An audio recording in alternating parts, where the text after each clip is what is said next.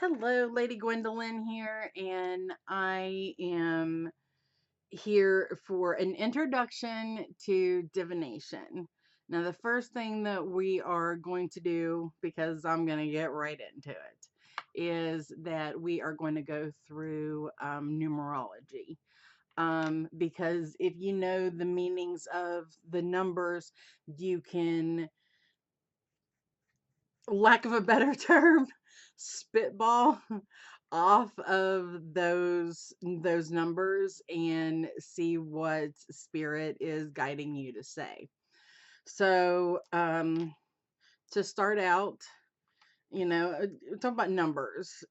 We're gonna talk cartomancy. We're gonna talk dice, and some other things in with this in divination class. Um, this one in particular, today we are going to talk about the numerology. So let's get started. Number one, starting right off the bat. Number one is either starting on a new journey or it could mean loneliness. One is the loneliest number. Okay. Let's have some fun with it. Okay, number two. Love, desire, partnership, not so lonely anymore. Um, two is also decisions, choosing between two things. What's good for you, what's bad for you. Okay. Number three. A surprise is coming. Um, a good one, a good surprise. Or you're able to craft and build something. There is communication. You're longing for something that is coming in the future. It's good. Three is good. Three is good. Up to four. Four is mainly for stability. It is a surprise for you, just like three, but this is a bad surprise. So you can have your foundation, but if you get four, the foundation's going to rock just a little bit. Um, number five. With number five, it's a change. It is about things flip-flopping. Imagine the crystal moldavite. If you've got it, it's going to turn things upside down, around, backwards, frontwards, um, all kinds of turmoil. But it always comes out right in the end. So you have to, if you've got a five and it's about the change, then it's going to be about how long you're able to hold on for the ride. Because if you can hold on for the ride, then it's all about surviving in your new environment. Number six. Okay, so with five being the changeover, we've got the six that's like the next first step. So you may lose something of value, but that's what was in your past. That's not in your future. And we've got the six showing in this is a first step in the new direction, in the right direction. Um, all right. Let's go. Because in divination dice, you use two. Seven. A lot of people's lucky number seven. But unfortunately, it doesn't mean that in numerology. So we've got rumors. Basically, people's just trying to throw you off of that path. So as long as you stay on the path and in good graces, with what you're supposed to be doing, then you got 7 under control. It's a lot of people's lucky number because you're essentially looking back and looking behind you of where you come from. And with the 7, although it is scandal and rumors and stuff that's trying to hold you back, the 7 is looking forward and making steps toward that new path. Okay.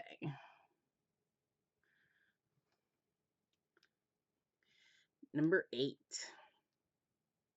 Yeah, you know what I'm saying. Okay, anyway, number 8. Um, it's a karmic number because you turn sideways, you got infinity, you know that. So if you're not making the changes that is necessary, then you're looking at that repeating on you and then coming around and repeating on you again. And it'll keep hammering you and hammering you. Tarot cards are popping in my head as we're talking, and you'll see whenever you start to do tarot on your own. But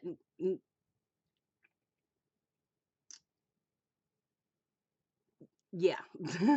Sorry, blank for a moment, still seeing those tarot cards. But 8 is construction and building and laying that foundation.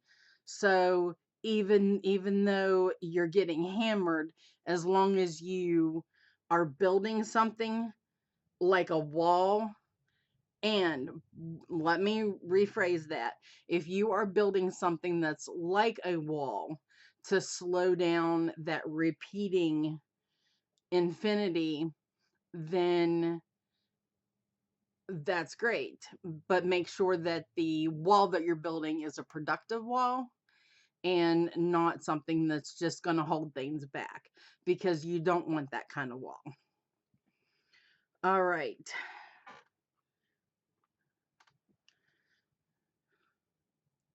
Number 9,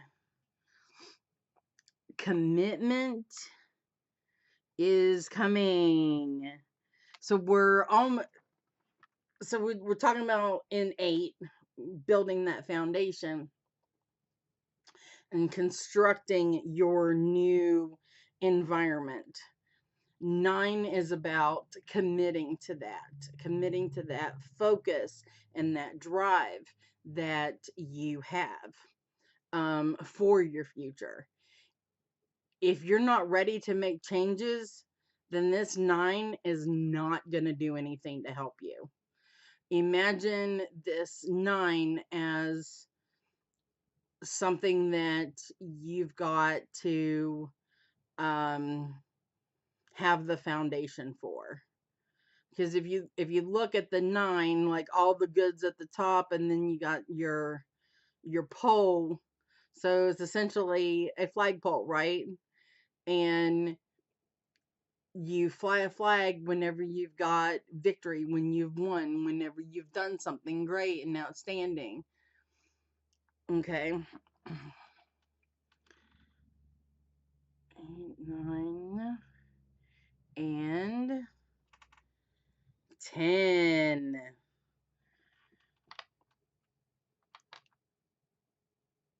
So for 10, 10 is completion.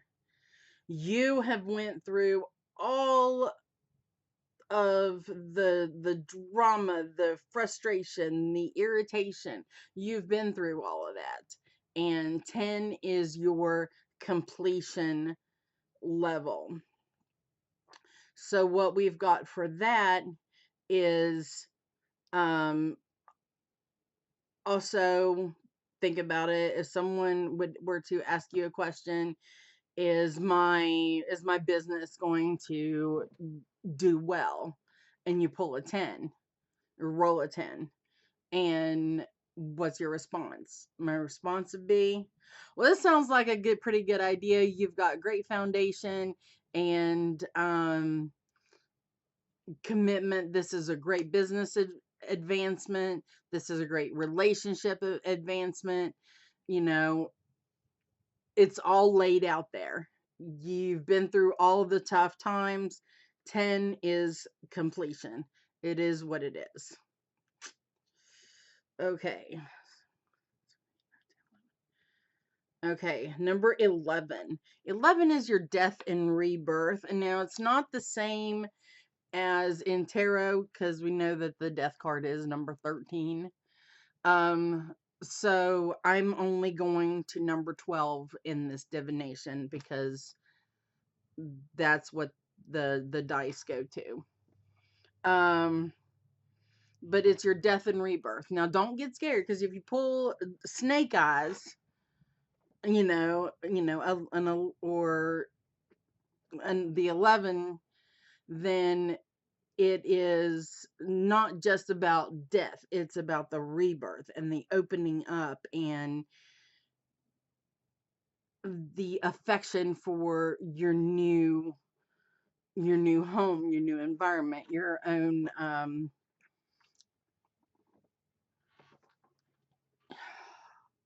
what do I say?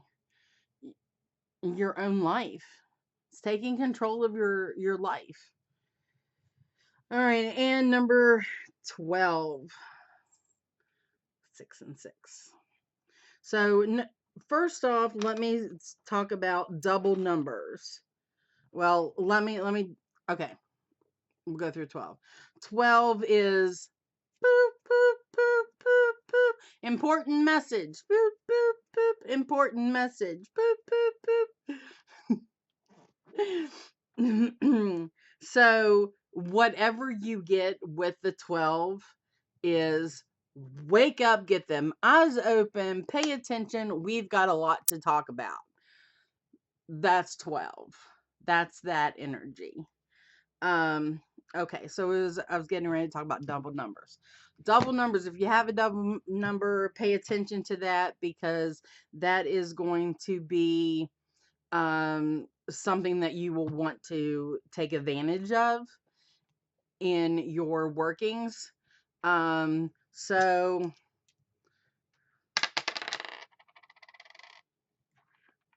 well, let me just go. So I had a 4 and a 5. So I'm going to go 4 and 4. Okay. So 4 and 4 to mean 8. You can make an 8 symbol on those. But it's okay. You pay attention.